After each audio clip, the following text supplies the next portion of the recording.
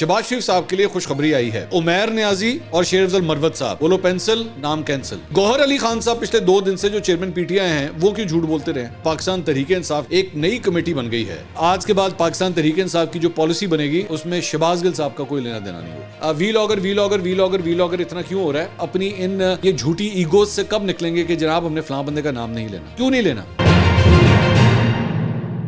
अस्सलाम वालेकुम नाज़रीन, मैं हूं मंसूर अली खान। अपने डिजिटल चैनल के ऊपर आपको खुशामदीद कहूँगा। नाज़रीन, इस वीडियो के अंदर पाकिस्तान तहरीक इंसाफ के हवाले से कुछ और नई डेवलपमेंट्स आज हुई हैं। एक नई कमेटी बन गई है, कुछ उसके बारे में भी आपको आगाह करेंगे।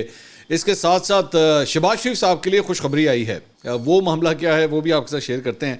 लेकिन सबसे पहले आपसे ये रिक्वेस्ट है कि अगर आप अपने कुछ सवालात हमें भेजना चाहते हैं तो इसी वीडियो के नीचे #AskMansoor के नाम से जो है वो आप अपना सवाल लिख दीजिए।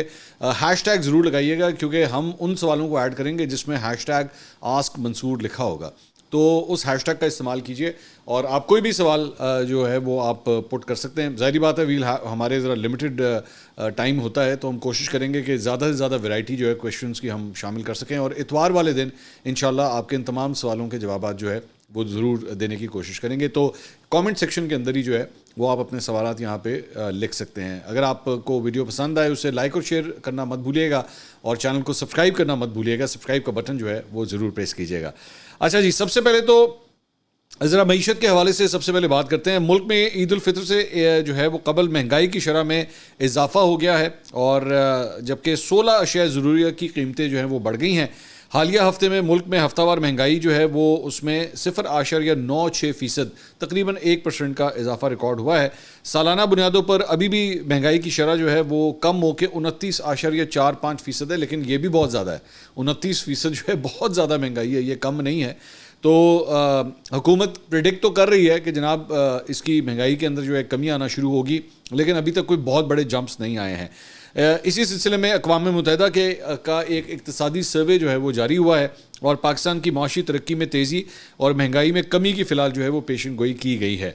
UN इकनॉमिक सर्वे के मुताबिक रवां साल 2024-2025 में पाकिस्तान की माशी तरक्की तेज़ हो रही है और अगले माली साल में हकीकी शरह नमू में 2% तक से ज़ायद जो है वो इजाफा होगा, जबकि माली साल 2025 में महंगाई की शरह 26 से कम होकर 12.5% तक 12.2% तक होने का इम्कान है। ये बहुत बड़ा जंप होगा अगर ऐसा हो जाता है तो। इसके अलावा इस सर्वे में कहा गया है कि सियासी अदम इस्तेहकाम ने मौशी तरक्की, कारोबार और शहरियों को मुतासर किया। 2022 के सैलाब की तबाही से ज़राई पैदावार और मईशत मुतासर हुई, ताहम 2023 में IMF से मुआहदा और दोस्त ममालिक की मदद से मईशत संभलना अब शुरू हो गई है। इकनॉमिक सर्वे में कहा गया है कि तवानाई के शोबे में सब्सिडीज़ के खात्मे और माली नज़्म व ज़ब्त से मौशी इस्तेहकाम आना शुरू हुआ है। GDP के लिहाज से टैक्स की शरह जो है वो कम है। इससे कबल वर्ल्ड बैंक और ब्लूमबर्ग की रिपोर्ट्स में भी पाकिस्तान में मौशी इस्तेहकाम के आसार नुमाया होने की तस्दीक की गई है। So finally some good news coming. अब देखते हैं ये मटीरियलाइज भी होता है कि नहीं, क्योंकि ये तो प्रेडिक्शंस हैं। अब होता है अगले 1 साल के अंदर या नहीं होता, we will have to wait and सी। इसके अलावा वज़ीर आज़म शहबाज शरीफ साहब जनाब कल सऊदी अरब के दौरे के ऊपर जा रहे हैं और मैं इसको खुशखबरी कह रहा था। ये खुशखबरी जो है वो क्यों है मैं आपको बताता हूँ। तर्जुमान दफ्तर ख़ारजा ने कहा है जी वज़ीर आज़म 6 से 8 अप्रैल तक जो है वो सऊदी अरब का दौरा करेंगे।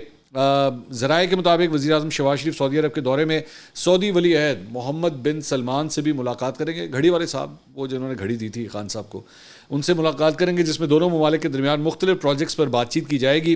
ज़राए का कहना है कि वज़ीर आज़म के दौरे सऊदी अरब के दौरान मुख्तलिफ तरक्याती प्रोजेक्ट्स को हतमी शक्ल दी जाएगी और सऊदी वली अहद मोहम्मद बिन सलमान को दौरे पाकिस्तान की दावत भी दी जाएगी। रिकॉर्ड पर सऊदी अरब की जानिब से $1 अरब की सरमायाकारी मुतवक्के है। ये कई सालों से ये काम चल रहा है, अभी तक हुई नहीं है, ये भी मैं आपको बता दूं। इसके अलावा सऊदी अरब के साथ ज़राअत समेत दीगर मुख्तलिफ शोबों में भी ताउन जो है वो जारी किया जाएगा। आम तौर पर जब इस किस्म की मुलाकातें होती हैं तो इस किस्म के जो है वो MOUs साइन होते हैं, लेकिन वो प्रैक्टिकली इम्प्लीमेंट हो पाते हैं या नहीं हो पाते, we'll have to wait and सी। दूसरी बात ये ज़हन में रखिएगा कि जब शहबाज शरीफ साहब का पिछला दौरे हुकूमत था, जब वो जो 16 माह की PDM वाली गवर्नमेंट थी, तो उसके अंदर भी एक दफ़ा ये खबर आई थी कि जी मोहम्मद बिन सलमान आ रहे हैं, मोहम्मद बिन सलमान पाकिस्तान का दौरा कर रहे हैं, नहीं आए थे। तो अब जो है वो शहबाज शरीफ साहब जा रहे हैं اور دیکھتے ہیں ان کی ملاقات محمد بن سلمان سے ہوتی ہے یا نہیں ہوتی, اور اگر ہوتی ہے اس کے بعد جب وہ دعوت دیتے ہیں تو محمد بن سلمان کا پاکستان آتے ہیں, یہ دیکھنے سے تعلق رکھے گا. کیونکہ یہ ذہن میں رکھیے گا کہ پاکستان تحریک انصاف کے جو سرکلز ہیں وہ بھی اس میٹنگ کو بڑے غور سے دیکھیں گے کہ محمد بن سلمان کی کتنی گرم جوشی ہوتی ہے شہباز شریف صاحب کی طرف. کیونکہ آپ جانتے ہیں کہ لندن وہ امریکہ میں جو کچھ ہوا, ڈونلڈ لو والا جو معاملہ ہے, تو جو بائیڈن کی جانب سے جو خط آیا تھا اس خط میں کسی قسم کی مبارکباد شہباز شریف صاحب کو نہیں دی گئی تھی. یہ ایک بڑا امپورٹنٹ ایک پوائنٹ تھا جو کہ مسنگ تھا اس خط میں سے. اب دیکھتے ہیں کہ محمد بن سلمان جو ہے وہ کیا پوزیشن لیتے ہیں, کیا ملاقات ہوتی ہے, کیسی ملاقات ہوتی ہے, کیا اس کے اندر فائنلائز ہوتا ہے. سو آل آئیز ول بی ٹورڈز ریاض. اب دیکھتے ہیں کہ وہاں سے کیا خبر آتی ہے. اچھا جی, اب آ جائیں ذرا مشکوک خطوط کے حوالے سے. لاہور ہائی کورٹ کے جسٹس علی باقر صاحب کو بھی جناب ایک مشکوک خط جو ہے موصول ہو گیا ہے, اور یہ اب لاہور ہائی کورٹ کے جو ججز جن کو یہ خطوط موصول ہوئے ہیں ان کی تعداد اب 6 ہو گئی ہے, اور مشکوک خط سے جو ہے وہ سی ٹی ڈی کے حوالے کر دیا گیا ہے. لاہور ہائی کورٹ کے ججز کے علاوہ سپریم کورٹ اور اسلام آباد ہائی کورٹ کے ججز کو بھی مشکوک دھمکی آمیز خطوط جو ہیں وہ موصول ہوئے ہیں.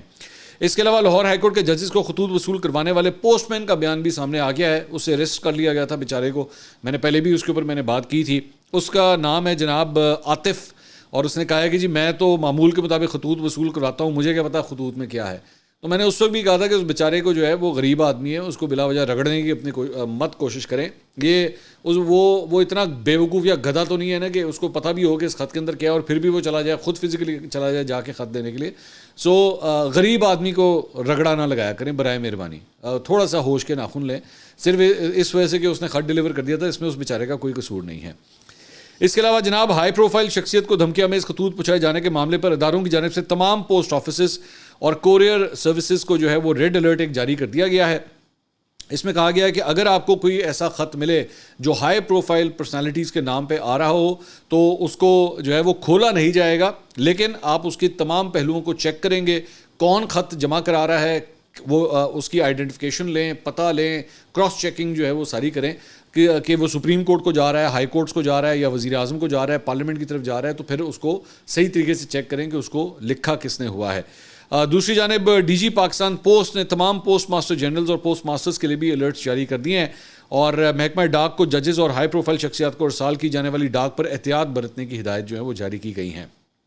اس کے علاوہ تحریک انصاف کا یہ کہنا ہے کہ جناب دھمکیاں آمیز خطوط ججز کو ہراساں کرنے کی حکومتی سازش ہے. تو انہوں نے حکومت پہ آتا ہے کہ جناب یہ آپ لوگ جو ہے نا یہ اس کام کے اندر ملوث ہیں. ترجمان پی ٹی آئی کی جانب سے کہا گیا جی سپریم کورٹ کی جانب سے خود نوٹس کیس کی کارروائی کے آغاز کے بعد زہریلے مواد پر مشتمل خطوط کے سلسلے میں تیزی کا مقصد عدالتوں میں خوف اور بے یقینی کا ماحول پیدا کرنا ہے. ایک سوچے سمجھے منصوبے کے تحت مشتبہ خطوط کی ترسیل کے ذریعے ججز کو خوف اور دباؤ کا شکار کرتے ہوئے قانون و انصاف پر مبنی فیصلوں سے باز رکھنے کی کوشش کی جا رہی ہے. عدلیہ کے اندر سے غیر آئینی دباؤ اور مداخلت کے خلاف اٹھنے والی آوازوں کے بعد نظام عدل کو مزید دباؤ کا شکار کرنے والے عناصر کا تعین ناگزیر ہے. خاص طور پہ تحریک انصاف سے متعلقہ مقدمات کی سماعت کرنے والے ججز کو خطوط بھیجنے کا مقصد واضح طور پر عدالتی فیصلوں پر اثر انداز ہونا ہے. اعلیٰ عدلیہ کے ججز کو یکے بعد دیگرے مشکوک لفافوں کی ترسیل انتہائی سنجیدہ معاملہ اور عدلیہ پر براہ راست حملہ ہے. معاملے کی فوری اور جامع تحقیقات کرتے ہوئے عدلیہ پر حملہ آور عناصر کو جلد از جلد قانون کی گرفت میں لایا جائے. دھمکی آمیز خطوط کے سلسلے کے تناظر میں اعلیٰ عدلیہ کے تمام ججز اور ان کے اہل خانہ کا تحفظ اور سلامتی یقینی بنانے کے لیے اقدامات کیے جائیں. تو یہ جناب پی ٹی آئی کی جانب سے اس کے اوپر یہ پوزیشن لی گئی ہے. اس کے علاوہ جناب ججز کے خط پر سو موٹو کیس کی سماعت کے لیے فل کورٹ تشکیل دینے کی درخواست سپریم کورٹ میں دائر کر دی گئی ہے. درخواست جو ہے وہ سابق صدر سپریم کورٹ بار عابد زبیری صاحب سمیت دیگر 5 وکلاء کی جانب سے دائر کی گئی ہے, اور درخواست گزاران نے کیس میں فریق بننے کی استدعا کی ہے. درخواست میں کہا گیا ہے کہ 6 ججز سے قبل جسٹس ریٹائرڈ شوکت عزیز صدیقی بھی الزامات لگا چکے ہیں اور ان کا احساس اب ہو رہا ہے ہمیں. یہ نہیں لکھا ہوا, یہ میں خود کہہ رہا ہوں. انکوائری کمیشن بنانے کا فیصلہ فل کورٹ اجلاس یا سپریم جوڈیشل کونسل کا نہیں بلکہ چیف جسٹس اور انتظامی سربراہ کے درمیان ملاقات کے بعد کمیشن بنانے کا فیصلہ کیا گیا. درخواست میں کہا گیا ہے کہ انتظامی اور خفیہ اداروں کو عدلیہ میں مداخلت سے روکا جائے. اس معاملے کی بھرپور تحقیقات کی ضرورت ہے. تو شوکت عزیز صدیقی ہن سانو بڑے چنگے لگنا شروع ہو گئے ہیں. جب تک پی ٹی آئی کا دور تھا سانو زہر لگتے سن, سانو بہت برے لگتے سن, کیونکہ اس وقت تو ظاہری بات ہے جو کچھ بھی کیا تھا وہ جنرل فیض یا اس وقت کی آئی کے جو ایجنٹس تھے ان کی جانب سے کیا گیا تھا. تو اس لیے ہمیں شوکت عزیز صدیقی ہمیں بہت برے لگ رہے تھے. لیکن اب جو ہے وہ شوکت عزیز صدیقی جو ہے نا وہ تھوڑا سا بس عمران خان صاحب سے 19-20 کا فرق رہ گیا ہے کہ ہمیں وہ اتنے زیادہ پسند آنا شروع ہو گئے ہیں. اچھا جی, اس کے علاوہ ایک بڑی انٹرسٹنگ خبر جو ہے وہ آئی ایک ویلاگر کے حوالے سے. اب یہ میں ایک ویلاگر کیوں کہہ رہا ہوں اور میں آپ کو نام کیوں نہیں بتا رہا, میں آپ کو تھوڑی دیر میں اس کی بھی انٹرسٹنگ ڈیٹیل جو ہے میں شیئر کرتا ہوں. خبر جو ہے, خبر میں لکھا گیا, خبر جو ہے وہ جیو نے دی اور دنیا نے دی. تو انہوں نے صرف لکھا ہوا ہے ویلاگر. انہوں نے لکھا وی لاگر کا نام ای سی ایل سے نکالنے کی درخواست پر عدالت نے سیکرٹری داخلہ سے رپورٹ طلب کی تھی. عدالتی احکامات کے باوجود وی لاگر کا نام ای سی ایل سے نہ نکالنے پر اسلام آباد ہائی کورٹ نے بھرمی کا اظہار کیا تھا. عدالت عالیہ نے سیکرٹری داخلہ سے آج 1 گھنٹے میں رپورٹ طلب کی تھی. جسٹس سردار اعجاز اسحاق نے کہا کہ سیکرٹری داخلہ وجوہات بتائیں کہ وی لاگر کا نام ای سی ایل سے کیوں نہیں نکالا. اگر تسلی بخش جواب نہ ملا تو آج ہی توہین عدالت کی کارروائی ہوگی. عدالتی احکامات کے باوجود رپورٹ پیش نہ کرنے پر اسلام آباد ہائی کورٹ نے سیکرٹری داخلہ کے قابل ضمانت وارنٹ گرفتاری جاری کر دی ہے. سرکاری وکیل نے انہیں بتایا کہ ڈی جی پاسپورٹ راستے میں ہیں, کچھ دیر میں پہنچ جائیں گے. جسٹس سردار اعجاز اسحاق خان نے کہا کہ وہ آ کر کیا کریں گے. انہیں وزارت داخلہ نے کہا تھا 50,000 روپے کے مچلکوں پر قابل ضمانت وارنٹ جاری کر رہے ہیں, متعلقہ ایس ایچ او سیکرٹری داخلہ کو پیش کرے. اب یہ وی لاگر اتنا کیوں ہو رہا ہے؟ کیونکہ وی لاگر جو ہیں وہ ہیں سمیع ابراہیم صاحب. یہ بیسیکلی ان کا ذکر ہے. تو بڑا مجھے عجیب لگا کہ سمیع ابراہیم صاحب کا نام جو ہے, میں خاص طور پہ جیو کے حوالے سے تو میں یہ ضرور کہنا چاہوں گا کہ جیو جو ہے تم میرا نام کیوں نہیں لیتی. وہ مطلب سمیع ابراہیم صاحب سے کیا پردہ ہو رہا ہے کسی بات کا؟ مطلب سمیع ابراہیم صاحب سے شرم آتی ہے کسی بات کی؟ یہ وہی سمیع ابراہیم ہے جو ایکچولی ایک زمانے میں جیو میں کام کیا کرتے تھے اور یہ واشنگٹن کے ان کے کورسپونڈنٹ ہوتے تھے, مطلب جیو کے رپورٹر ہوا کرتے تھے. اور آج جب آپ ان کے بارے میں خبر لکھ رہے ہیں تو آپ ان کا نام تک نہیں لکھ سکتے. کب نکلیں گے آپ لوگ مطلب اپنی ان یہ جھوٹی ایگوز سے کب نکلیں گے کہ جناب ہم نے فلاں بندے کا نام نہیں لینا؟ کیوں نہیں لینا؟ مطلب وہ جب تک آپ کے لیے کام کرتا رہے, آپ ہیرو ہے, آپ اس کو بیٹھ کے ٹرانسمیشنز میں بھی لیں گے, آپ اس کے بیپرز بھی کریں گے, بڑی بڑی خبریں بھی بریک کرائیں گے, سب کچھ کریں گے. اور اگر وہ آپ کو چھوڑ کے چلا جائے اور وہ خود اپنا کوئی کام کر لے تو وہ اتنا زہر لگنا شروع ہو جاتا ہے. مطلب آج اس کا کیس ہے نا, اس کا سمیع ابراہیم صاحب سے متعلق کیس ہے. سمیع ابراہیم صاحب سے میری بہت سی باتوں کے اوپر اختلاف ہے, میں آن دا ریکارڈ یہ کہنا چاہتا ہوں, بہت سے باتوں پہ اختلاف ہے, لیکن at least when you are reporting about someone at least uses his نیم.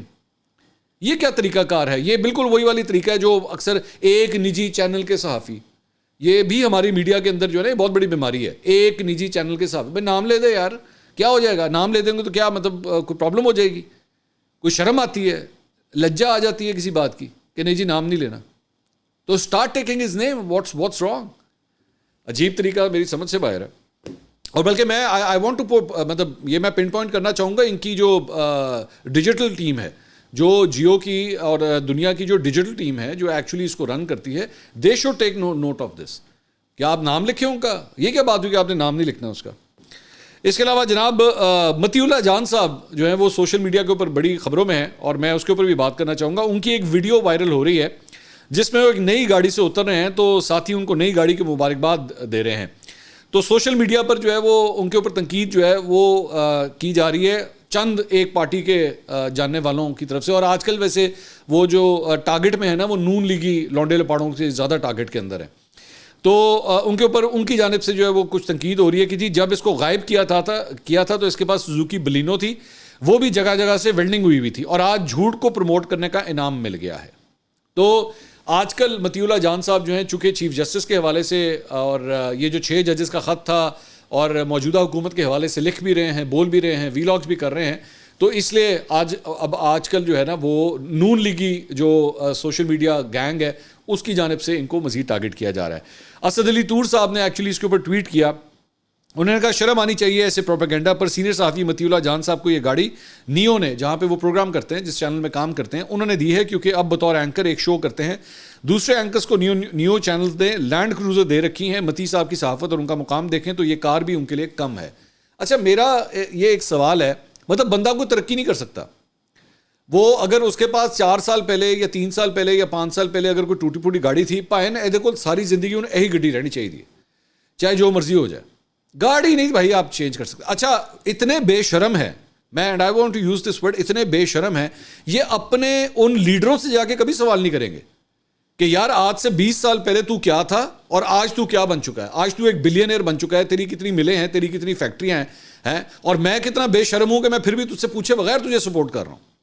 میں تجھ سے کوئی سوال نہیں کر رہا کہ یار تو نے اتنی دولت کہاں سے بنا لی. اگر تیرے اپارٹمنٹ تھے یا تیرے کوئی فلیٹ تھے یا تیرے کوئی گھر تھا یا اتنے کنال کا تو نے گھر بنا لیا, کس طرح بنا لیا؟ مجھے تو منی ٹریل تو دے اس کی. ہو یہ جا کے اپنے لیڈروں سے سوال نہیں کریں گے. لیکن اگر ایک صحافی صرف ایک پرانی گاڑی سے نئی گاڑی میں شفٹ ہو گیا ہے کیونکہ اس نے 2-4 کو پیسے بنا لیے ہیں اور اب اس نے اپنا کوئی لائف سٹائل بہتر کر لیا, تو نے کیوں کر لیا, یہ کیسے ہو گیا, ہم کس طرح برداشت کریں؟ بھائی تم لوگ اتنے مامے بنتے ہو, اگر تمہارے اندر اتنا تپڑ ہے تو جا کے اس کے سامنے بیٹھو, اسے کہو بھائی جان ہمیں یہ ٹریل نکال کے دکھائیں. ہمت کرو نا, اپنے گھروں سے باہر نکلو. مطیع اللہ جان روزانہ ہی جاتے ہیں سپریم کورٹ, مل جائیں گے, بڑے آرام سے مل جائیں گے. 1 منٹ تم لوگوں نے ایک دن لگانا ہے سپریم کورٹ, وہاں پہ جاؤ, جا کے مطیع اللہ مطیع اللہ جان ادھر آ یار, ادھر آ, تیرے کو گڈی کس طرح آئی ہے, یا پوچھ جا کے ہو دیکھو. یا پہ ٹویٹیں کرنے سے کیا فرق پڑتا ہے, یا یہ بدتمیزی کرنے سے کیا فرق پڑتا ہے؟ تمہارے اندر اتنی ضرورت ہے, ہمت ہے, جاؤ جا کے مطیع اللہ جان کا سامنا کرو. اگر نہیں ہمت, اگر ڈائریکٹلی نہیں جا سکتے, میرے کو پیسہ آ جائے, میرے کو آ جاؤ, میں تیرا ہاتھ پکڑ کے لے جانا مطیع اللہ جان دیکھو. تو بلا وجہ جو ہے نا وہ صرف اس بات کے اوپر کہ یار تو پہلے موٹر سائیکل پہ جاتا تھا, تیرے پاس تو ٹوٹی پوٹی گاڑی ہوتی تھی, آج تیرے پاس نئی گاڑی کیوں آ گئی؟ اچھا ان لوگوں سے خود جا کے پوچھو گے نا تو 2 قسم کے لوگ ملیں گے. یا تو خود نکٹو ہوگا, 15 سال سے بے روزگار ہوگا, پیو دی روٹیاں پاڑیا ہوئے گا, یا تو ہے جو ہوئے گا. یا دوسرا اگر ہوگا تو اس نے ساری زندگی چونکہ ترقی نہیں کی تو دوسرا بھی نہ کرے. یہ کس طرح ہو سکتا ہے کہ وہ دوسرا ترقی کر لے؟ نہیں, یہ نہیں ہو سکتا. سو فار گاڈ سیک گرو اپ. اور بائی دا وے جس نے حرام کا پیسہ کھایا ہوتا ہے نا, یا حرام کا پیسہ بنایا ہوتا ہے, وہ 1 منٹ میں پتہ لگ جاتا ہے, 1 منٹ میں پتہ لگ جاتا ہے. اس کی چال چلن, اس کی ساری چیزیں بدل جاتی ہیں. لیکن جس نے حلال کمایا ہوتا ہے نا, اب وہ لکھ پتی سے کروڑ پتی سے ارب پتی بھی ہو جائے گا نا, رہے گا زمین کے اندر ہی, پیر اس کے زمین کے ساتھ ہی لگے ہوں گے. وہ اوچھی چیپو حرکتیں کبھی بھی نہیں کرے گا. مطیع اللہ جان جو صحافت آج سے 4 سال پہلے کرتا تھا نا, آج بھی وہی کر رہا ہے, اور میں یقین سے کہہ سکتا ہوں کہ 4 سال کے بعد بھی وہی کریں گے. سو میں حیران ہوں کہ ان کو جو ہے وہ اس طرح ٹارگٹ کیا جاتا ہے. اچھا جی, اس کے علاوہ تحریک انصاف کے سیکرٹری جنرل جناب عمر ایوب صاحب نے جو ہے وہ تو بالکل ہی ان کا شیر افضل مروت صاحب کا جو ہے وہ پتہ ہی کاٹ دیا. انہوں نے جناب ایک نوٹیفیکیشن جاری کر دیا ہے, اور اس نوٹیفیکیشن کی لائنیں پڑھنے سے تعلق رکھتی ہیں. اس میں لکھا ہے جی, as per the instructions receive from founder chairman Imran Khan, the following focal persons name supersede the previous names. Supersede the previous names یعنی کہ جو پہلے لسٹیں بنی تھیں وہ ختم شد نہیں جو ہے نا وہ اب کاؤنٹ کرتی ہیں. Number 1 barrister Gohar Khan chairman P T I. Number 2 Omar Ayub Khan secretary general P T I. Shibli Faraz chief of staff Imran Khan sahab کے. انتظار حسین پنچوتا جو لائر ہیں. Number 5 barrister Ali Zafar. تو عمیر نیازی اور شیر افضل مروت صاحب, بولو پینسل نام کینسل. اب مجھے اس کے اوپر 2-4 سوال ہیں. پہلی بات تو یہ کہ شیر افضل مروت صاحب کیوں جھوٹ بولتے رہے 2 دن سے, اور وہ جو صحافی تھے زبیر علی خان, ان کی خبر جو ہے اس کو ویریفائی ہوگی, وہ تصدیق ہوگی کہ ان کی خبر بالکل جینون تھی. اور دوسری بات یہ کہ گوہر علی خان صاحب پچھلے 2 دن سے جو چیئرمین پی ٹی آئی ہیں وہ کیوں جھوٹ بولتے رہے. وہ بار بار یہ ٹویٹیں کرتے رہے نہیں نام کسی کے کینسل نہیں ہوئے, کچھ لوگوں کے نام ایڈ ہو گئے ہیں اور نام ایڈ ہو گئے. فار گاڈ سے یار اگر ہوا ہے ایٹ لیسٹ جھوٹ تو مت بولیں, ایٹ لیسٹ سچی بات تو کریں, لوگوں کو صحیح بات تو بتائیں. مطلب کتنا کو پریشر ہے. ویسے گوہر صاحب کے بارے میں معذرت کے ساتھ ایک تاثر یہ پایا جاتا ہے پی ٹی آئی کے اندر کہ پریشر کوئی نہیں لے سکتے. کوئی بندہ آتا ہے بیٹھ کے 4 جملے اونچے الفاظ میں بولے نا تو وہ ڈک کر جاتے ہیں گوہر صاحب, ہائے پتہ نہیں کی ہو گیا. یا مجھے تو لگتا ہے پتہ نہیں جان بوجھ کے ایہو جا جو ہے وہ پولا قسم جا سافٹ قسم جا چیئرمین جو تسی چنے ہیں کہ یار یہ اس کو جو بھی دبکا مارتا ہے یہ چپ کر کے مان جاتا ہے, ہاں جی ٹھیک ہے. تو صحافی نے سٹوری دے دی اور آپ لوگ ڈینائی پہ ڈینائی اس سے کیے جا رہے ہیں. اب یہ کیا ہے یہ نوٹیفیکیشن, واٹ از دس؟ رؤوف حسن صاحب نے جو ہے وہ کل ایک پروگرام کے اندر یہ بات کی تھی, اور he was speaking the truth کہ واقعی ان کا شیر افضل مروت صاحب کا نام اب نہیں ہے اس کے اندر. اور اس کے بعد 1 گھنٹے کے بعد جب وہ پروگرام ختم ہوا, اس کے 1 گھنٹے کے بعد مہر بخاری صاحبہ کے ساتھ جو ہے وہ بیرسٹر گوہر صاحب بیٹھے ہوئے تھے, اور انہوں نے رؤوف حسن صاحب کو کہہ دیا, مجھے لگتا ہے انہیں غلط فہمی ہوئی ہے. کیا کر رہے ہیں یار آپ لوگ. اچھا جی, اس کے علاوہ تحریک انصاف نے کور کمیٹی کے اوپر جناب اب ایک ایپکس کمیٹی بنا دی ہے. یہ کوئی نئی کمیٹی آ گئی ہے, ایک یہ ایپکس کمیٹی بنا دی ہے, اور ایپکس کمیٹی پالیسی ساز ادارہ ہوگا جو تمام پارٹی امور کا ذمہ دار ہوگا, اور 10 رکنی ایپکس کمیٹی تمام پارٹی امور کا فیصلہ کرے گی. تو ایک کور کمیٹی والوں نے جلیبی پہ لین بھیج دیو پھر, یا انہوں کا پتر افطاری دا ٹائم ہو گیا جا دہی بلے پھڑ لیا. مطلب ان سے بھی تو کوئی کام کروانا ہے کہ نہیں. ایپکس کمیٹی کس لیے بنائی ہے آپ نے؟ تو جیو نے کہا ہے کہ جی ذرائع بتا رہے ہیں کہ عمران خان کی ہدایت کی روشنی میں ایپکس کمیٹی بنانے کا فیصلہ کیا گیا ہے. یہ کمیٹی کور کمیٹی کے فیصلوں کو حتمی شکل دے گی. مطلب پہلے وہ بنائے گی, اس کے بعد اس کو مزید ریفائن جو ہے نا وہ ایپکس کمیٹی کرے گی. پتہ نہیں, میری سمجھ سے باہر ہے. ایپکس کمیٹی کے فیصلے جو ہے عمران خان بانی پی ٹی آئی کی منظوری سے حتمی ہوں گے.